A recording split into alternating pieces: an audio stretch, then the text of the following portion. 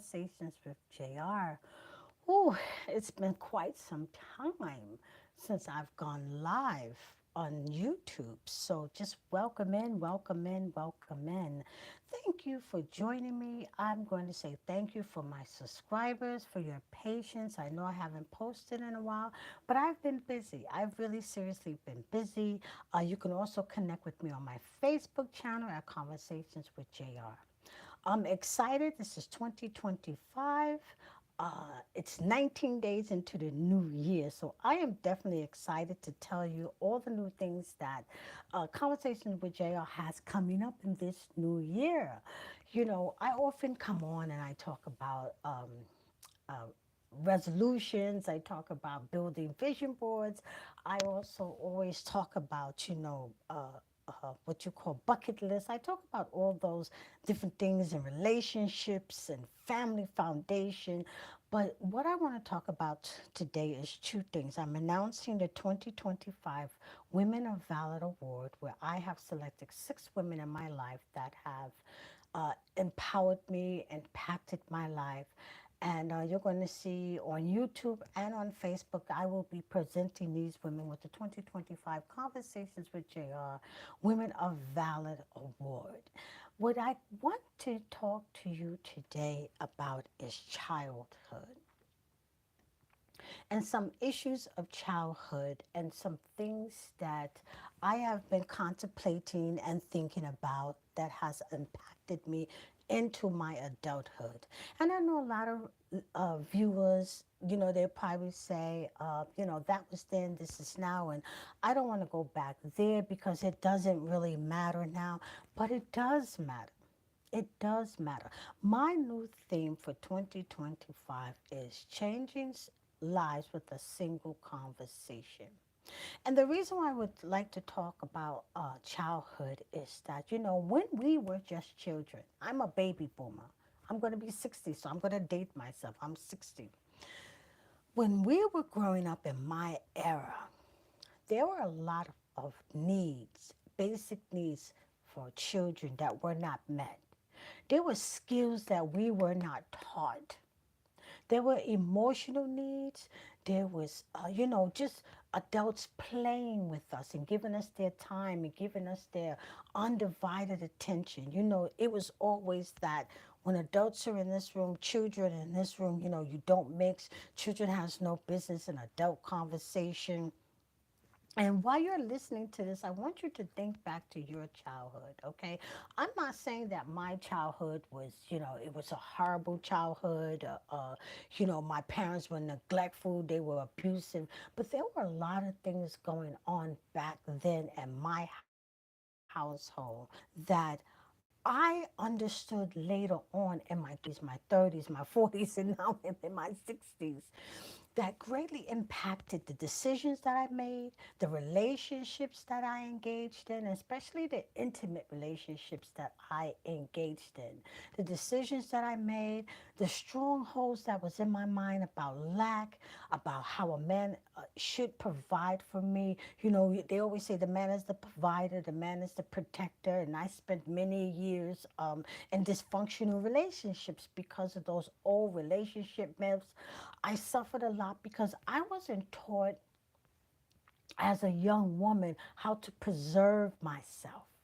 Those are great lessons that need to be taught now. And look at what's going on in society today. I wasn't taught as a young lady how to preserve myself, how to nurture myself. I wasn't taught about self-worth, self-esteem. None of those things were talked about as I was coming up in my household. In childhood, it was more about just control. It was more about not being seen, not being heard, not having in-depth conversations, with family members, and I often look at how some of this, we weren't taught about self-care and self-positive talk and how to have compassion for ourselves because the people around us wasn't having compassion for ourselves. So as we grew older and we mature into adolescence, I didn't even understand adolescence. I didn't understand what I was going through in adolescence. I didn't understand that that was a real stage of life. And that was a real serious time between the ages, I would say, between the ages of 13, some people say 19 into 21 years of age. It's an age of adolescence. Your body is changing. Your emotion is changing. You know, things are just getting out of control. And you have no understanding of what's going on with you. And then the adults around you. I know in the African American community, not down in the African American community, because at that time people were doing what they could do to order to survive and keep their families together. But however, you had a lot of dysfunctional things going on. Men keeping two families, their wife, a woman here, children over there, their wife over here. No one was really paying attention to the children in the house. Did you feel safe in your home as you were growing up as a child? I know I didn't. You know, it was always about harsh discipline, corporal punishment, keeping children in line. You do as I say. This is my house. I'm providing for you. I'm. You didn't have a voice. And see, that's another thing. I did not know how to express myself, express my emotions, because as children, we were taught that you were too young to feel anything. You know, I was very confused about my body maturing. You know, I wasn't graciously told about, you know, the maturity of my body, the maturity of my mind, anything. You know, nothing was sacred. Nothing was sacred. Nothing was lovely. Nothing was beautiful. I wasn't told that I was beautiful coming up as a young child, as a teenager. You know, it was always in my household there was a lot of anger. I'm just gonna put it out there because somebody needs to hear this. We were just children. And then in my household, there was a lot of anger. There was a lot of drinking. There was a lot of fighting. I was exposed to things that in households children shouldn't be exposed to. So therefore, you have you have nothing to gauge what a real foundation of a childhood should be. I would go to other people's houses and it would be different. It would be different. I would hear young ladies say, you know, me and my grandmother did this, and me and my mother did that, and me and my aunt did this, you know, and um, I didn't know what an intimate relationship with my mother. I had a little bit of an intimate relationship with my grandmother. She was beautiful, you know, but we didn't spend family time. Family time was spent around the table eating, but there was no real conversation. It was always intimidation. It was always about control. So therefore, how do children feel secure? How do children feel safe? How do children feel safe expressing their emotion when they're raised up in an atmosphere of fear? Nowadays, you know, you fast forward. Nowadays, it's both parents are working. Nobody has time. The children are on social media. Social media is raising them. Technology is raising them. The streets are raising them. The reality shows are raising them, and everything is out of control. We were just children. I didn't know how to nurture the child in me. I didn't know how to nurture the teenager in me. My teenager years were horrible. I was a teenage mother. I got pregnant at an early age and then that brought in more aggravation because my life just spiraled out of control. There was no warmth. There was no welcoming me, you know, as a new mother into a family. It was just anger, and you're out there and you have to take care of yourself, and you have to do this and you have to do that. It was nothing. It was so chaotic. And I'm going to keep repeating it over and over. When we were just children, we was the guidance, the role models, the foundation of helping us to mature and to, you know, men and women of valor. I dropped out of high school. I didn't have an education. You know, I was always scrimping for money. I was always out there doing what I had to do. Yes, I'm going to say it. Doing what I had to do to survive. In the African American household, when I grew up, it was always, oh, I can't wait till you get 18 so you can get out. Or if you were on welfare, what they call welfare at that time, I can't wait till you get your own budget. What was that? You're putting young people out of the house that have no, they can't make decisions, they have no financial support, and they are just out there. They are just out there. You know, I'm saying this because it is important. It is really, really important when I look at children that was raised back when I was raised and how dysfunctional we all talk about it now, you know, all friends, the family, you know, we all talk about, you know, the things that we lack, the things that we miss, the things that we wish we had. And now you see the children in the African American community being raised. It's still the same because there's very few, you know, I worked in education for a very, very long time. And my students would come and just talk to me. And I used to always wonder why they were hanging around me. I never pushed them away because I know what it feels like to want to be in someone's presence and just have them talk to you. And they would say, because you talk to me, you listen, you see me, you hear me. You do things to try to help me to solve my problems. Look at what's happening to the generation of today. Look at the women. They always talked about they didn't want to be objectified. They don't want to be seen as sexual objects. But that's what we're doing to young women, young girls, little girls. That's what we're doing to them now. We're, we're sexualizing them and everything is exposed and everything is out there. Nothing is modest. You know, I was told to get married, have a husband. For what? You didn't even prepare me for life. You're telling me to get married and have a husband when I didn't even know how to take care of myself, let alone a husband take care of me. So then when I did engage in relationships, I had no idea what I was doing. I was subservient. I was submissive. I was beaten down. I was emotionally destroyed, financially destroyed, mentally destroyed. I was a mess. Is anybody out there viewing this and listening to me that can relate to it? What did and did not happen to me in my childhood, and I am not playing a victim. This is Conversations with JR, and what I'm hoping to do is help someone to understand, mother, father, sister, brother, grandparents, people to understand that when children are children, they need to be allowed to be children. They need to think like a child. They need to act like a child. They need to play like a child, but they need attention. They need to learn how to control their emotions and understand what their emotions are and why they are feeling that way. They need your attention. They need your undivided attention. They don't need the latest iPad. They don't need the latest computer. They don't need to be shut up in their room with their TV and gossiping on the phone with their friends. Look at the bullying situation that we have out here going on today. Gangs of girls, gangs of boys beating up on each other. Look at the violence. What's happening? They're not allowed to be children. They're not allowed to be teenagers. You know, they're just roaming the streets.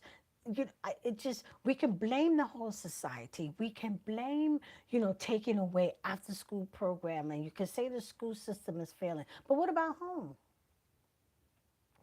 What about home life? What's going on in the home life? Are these children being nurtured? Or do they feel safe in their environment? Do they feel secure in their environment? Can they sit down and talk to their mother, their father, whoever else without them blowing up and saying, why are you talking to me with this? Why are you coming to me with this? You know, it's a lot going on in homes right now. There's a lot going on outside too. But there's a whole hell of a lot going on that children are not children. They cannot be children. They don't feel secure. They don't feel protected. They don't understand what their future is, what their future is going to be like. The adults in their life is too busy on TikTok. I'm going to say it. They're too busy on Facebook. They're too busy on TikTok. They lead by example. They see what's going on. Listen, I'm not here to point finger the finger blame at anybody, or I don't want anybody to see me as a victim. I overcame a lot of things. I healed from a lot of things, a lot of emotional trauma, a lot of mental trauma. It took me some time to understand what was going on in my life and why I kept going around in circles and reliving the same cycle, reliving the same patterns, being in and out of dysfunctional relationships. It took me some time to understand what was going on. And you know where the connection started from? The connection started from when I was a child. No one wants to hear it, but it is the truth. When I was a child, I was in therapy for a long time. Yeah, African American people who don't believe in therapy, they took me back there. They helped me to connect the dots so that I can heal, I can understand, I can stop feeling guilty, I can stop beating up on myself, I can stop asking why. I could stop tearing myself apart and saying, I'm not good enough because I didn't do this, I didn't do that, feeling insecure about who I am and my place in this society. And it took years, and I'm glad that I did go through that process. That's why I created Conversations with JR, so I can come on and I can talk to people through conversation, wake you up and understand that, if you keep living a dysfunctional pattern, and if you keep not understanding what's going on in your life and why you have a problem connecting emotionally with people, why you don't have friends, why you are an introvert, just why? And you keep pointing a finger at you. Ayala Von Zant she once said that we should stop holding ourselves responsible for what happened as children in our past when we had no accountability because what we were just children. And our parents back in those days, again, I'm a baby boomer, born in the 60s. Our parents back then didn't know any better because guess what? Their parents didn't know any better. So thus the cycle keeps going on and on and on, and nobody breaks it. Nobody sees what's going on, nobody shakes it, and nobody breaks it. But I am so glad that I sat down one day and I said to myself, it got to be a better way. This can't be it. This cannot be it. This cannot be the way that I continue to live my life. Let me tell you, the reflection process, the deep reflection process, and the healing process, emotionally, mentally, it's deep and it hurts. And stuff is going to come to the surface that is ugly. Whoa. Some of it was so overwhelming, and some of it was so powerful, and some of it brought me to my knees. But I needed it. I needed to go through that grinder in order to rebuild my life. I didn't even know who I was, what I was capable of doing because you're told as a child who you was going to be, who you was not going to be. They chose you, your characters, your personality. They labeled you. And then you realize years later that they were wrong. That was their perception of you. But children mature, they grow out of phases. And I didn't understand that. And you need people around you to help you through and work through and recognize. I didn't understand that I had the power of speech, the power of writing. Nobody nurtured those things in me.